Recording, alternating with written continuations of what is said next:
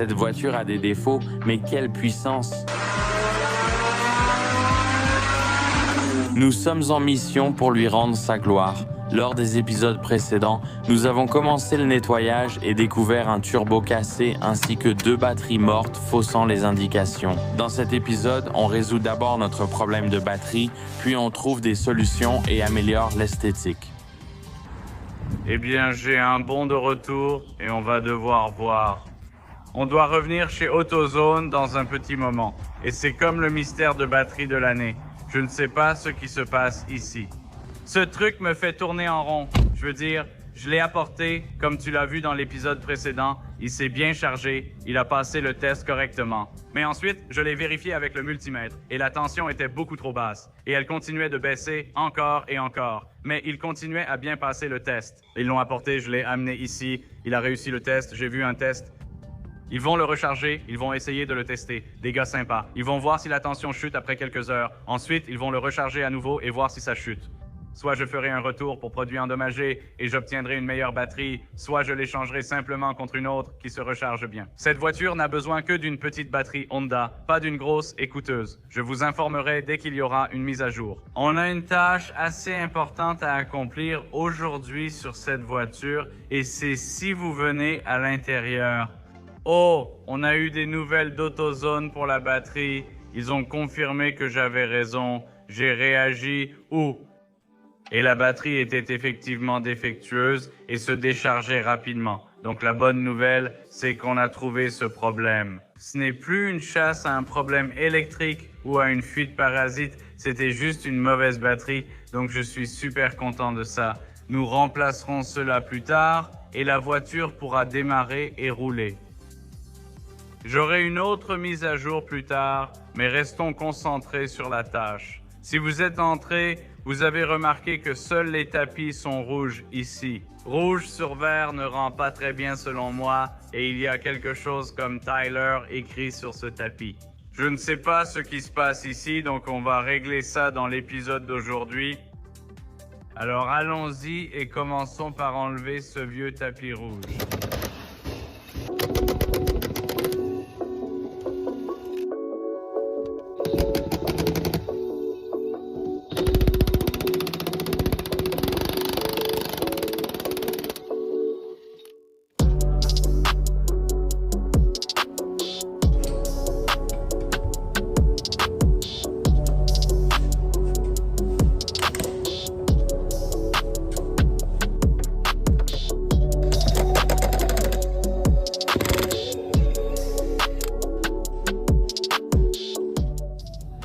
Les sièges sont enlevés. Ensuite, on va retirer la console centrale ici.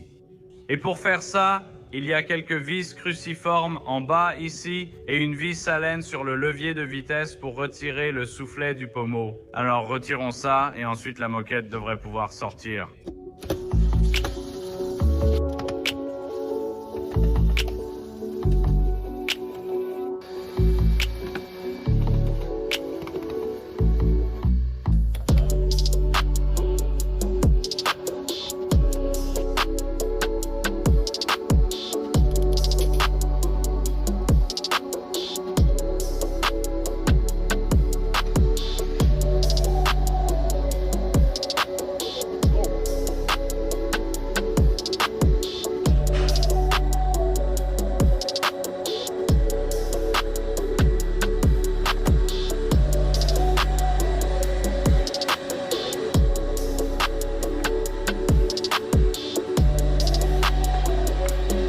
Les sièges et la console centrale sont retirés.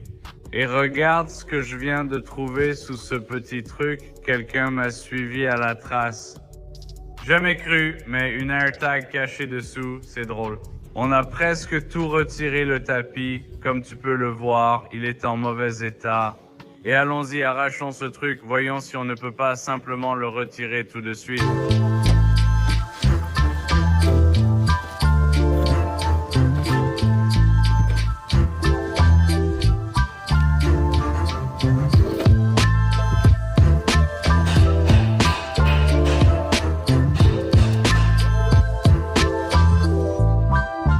J'utilise une poignée quadruple pour mon trépied ici, donc ne fais pas attention à cet angle bizarre. Mais le tapis est officiellement sorti de la Civic.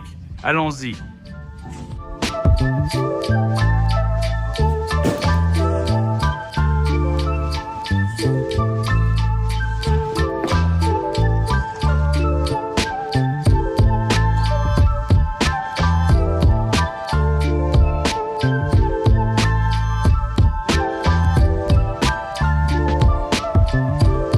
Donc, on a tout préparé le tapis juste ici. Comme tu peux le voir, tu te demandes peut-être pourquoi on l'a préparé sur une bâche. On n'achète pas de tapis neuf car il coûte trop cher et notre budget est limité pour des projets économiques. Donc, on revient à ce qu'on utilise souvent pour économiser un peu d'argent tout en voulant un résultat réussi. Alors, sans plus attendre, passons à l'action et commençons à pulvériser ce tapis. Ce produit est assez simple. En gros, tout ce qu'il dit de faire, c'est de préparer, passer soigneusement l'aspirateur sur le tapis et le tissu. Ce produit fonctionne aussi très bien sur les garnitures en plastique et les sièges en vinyle. Il faut bien nettoyer, puis secouer et appliquer comme indiqué à l'arrière de la bombe. C'est très simple. J'ai pris le noir mat pour ce tapis que nous allons pulvériser. Je vais vous montrer le processus, c'est simple et direct. Vous entendez la bille s'activer? Pour le tapis, il suffit de bien le nettoyer et l'aspirer, ce qu'on a fait hors caméra avant. Je vais vous montrer, il est nettoyé autant que possible. Tout ce que vous voyez ici qui ne l'est pas, c'est peut-être juste quelques petites taches. Je vais les retoucher, mais tout le reste, ce sont juste des taches. Je ne sais pas ce qui s'est passé ici. J'ai hâte d'enlever ça pour que le tapis retrouve sa couleur noire. Et je pense que ça va vraiment bien rendre avec le vert Midori sur cette voiture. À mon avis, le vert Midori et le rouge ne vont pas très bien ensemble. Alors allons-y et prenons notre revêtement spécial vinyle et tissu Duplicolor. Secouez-le comme indiqué. Je vais vous installer en accéléré et je vais appliquer une première couche légère sur l'ensemble. En fait, testons-le vite sur cette section. Pulvérisons-le sur ce coin de test. Oh là là, oui, ça ne va avoir aucun problème à couvrir ce rouge. J'étais un peu inquiet à ce sujet, mais ce n'est qu'une première couche légère, et comme vous pouvez le voir, la couleur prend déjà très vite. Comme vous voyez, la première couche est faite, il reste du travail. Utiliser ce pulvérisateur, c'était fou. Ça n'arrêtait pas de pulvériser encore, et je n'ai eu à le secouer que quelques fois. Mais vous pouvez voir que cette buse nous permet vraiment d'avoir une pulvérisation belle et uniforme. Je suis sûr que vous utilisez Duplicolor depuis longtemps dans vos projets. Mais comme vous pouvez le voir, ceci n'est que la couche de base ici. Et je trouve que le résultat est déjà très bon, rien que pour la première couche de base. Et on va simplement continuer à superposer les couches jusqu'à ce que je sois satisfait du résultat final. Alors allons-y et appliquons une autre couche.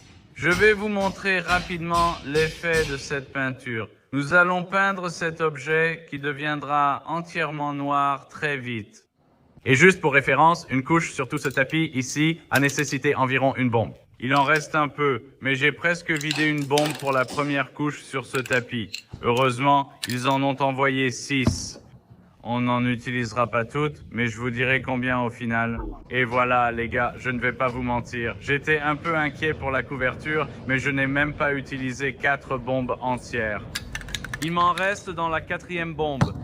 Le résultat est incroyable, bien meilleur que ce que je pensais. Comme vous le voyez, les résultats parlent d'eux-mêmes. On laisse sécher, puis on remet dans la voiture pour voir le résultat.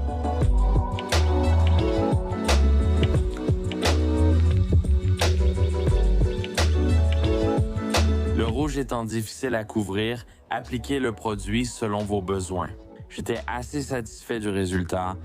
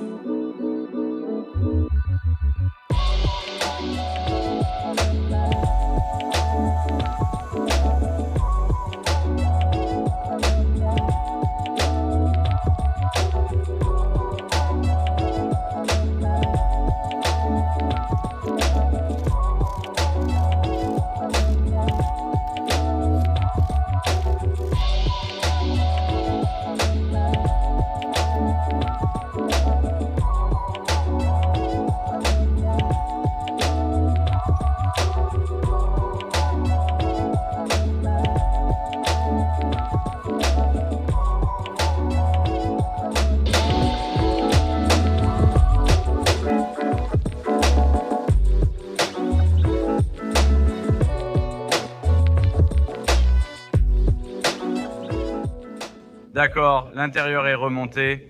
L'écran, le levier de vitesse et les sièges sont remis. La moquette, neuve et fraîchement peinte, est désormais noire au lieu de rouge. Voici le résultat et voici à quoi ça ressemblait avant. Je trouve que l'intérieur a totalement changé et ne ressemble plus à une voiture de clown. Comme vous pouvez le voir, le noir va vraiment bien avec tout l'intérieur et aussi avec le vert à l'extérieur. Donc je suis super content de ça. Maintenant, la dernière chose que je voulais aborder dans l'épisode d'aujourd'hui n'a rien à voir avec la Honda. Quelque chose qui m'enthousiasmait vraiment et je leur ai dit que je voulais faire, c'est de repeindre un jeu de jantes que j'ai. Donc je n'ai pas le temps de faire les 4.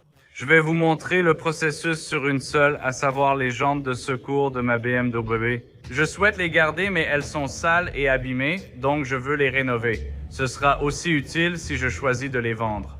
Ils ont envoyé tout le nécessaire pour repeindre la jante, comme montré plus tôt. On utilisera ce gris argenté brillant. Allons chercher une jante. Nettoyez-les avec le nettoyant moussant multi-usage PREP. Voici la jante. Comme vous le voyez, elles sont abîmées, sales, rayées, moches et ont besoin d'une nouvelle peinture. Voici la jante. Tout est encore dans des sacs depuis la dernière fois. Sortons la peinture. Nous avons notre couleur, notre spray de préparation et notre après automobile automordant. Pour une adhérence et une résistance à la corrosion optimale, c'est le meilleur produit pour combler les rayures profondes avec de l'après. Commençons. Je vais prendre un morceau, le couper et le poncer.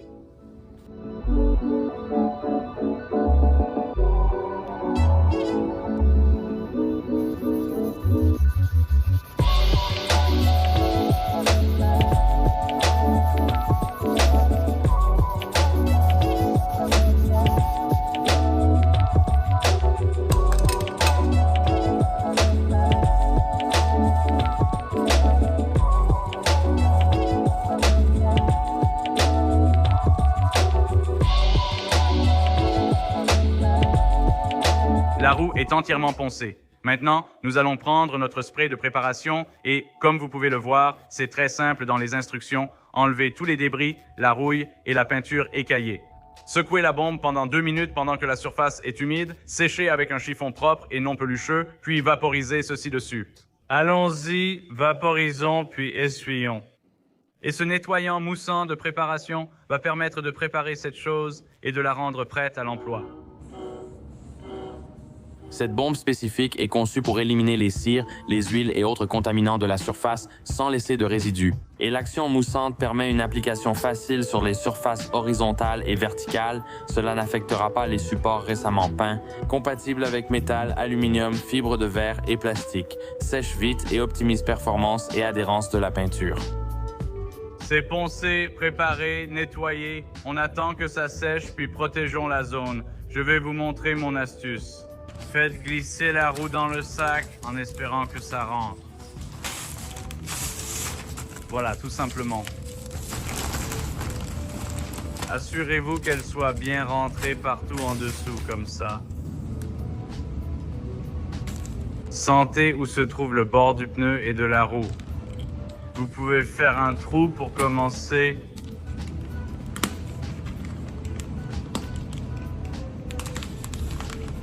Puis vous voudrez découper un cercle.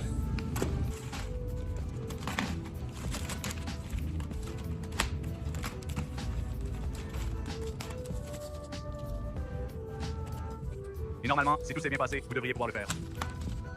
Mon idée de sac a échoué, donc je reviens au ruban de peintre.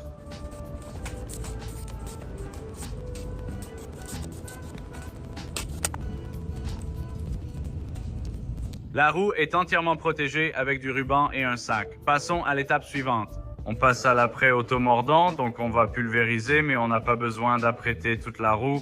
Quelques endroits ici et là, des zones qui paraissent plus profondes et difficiles à couvrir avec la couleur. Tu peux les traiter avec cet après automordant.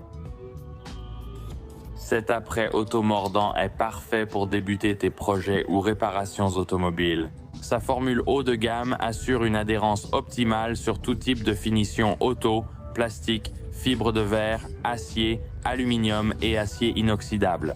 Il offre un excellent mordançage, une adhérence maximale et résiste à la corrosion, parfait pour les réparations localisées. Maintenant, vous pouvez poncer cet apprêt et passer à l'étape suivante qui est la couleur. Et pour cela, nous avons choisi, comme je l'ai dit, un argent brillant et il suffit de le pulvériser.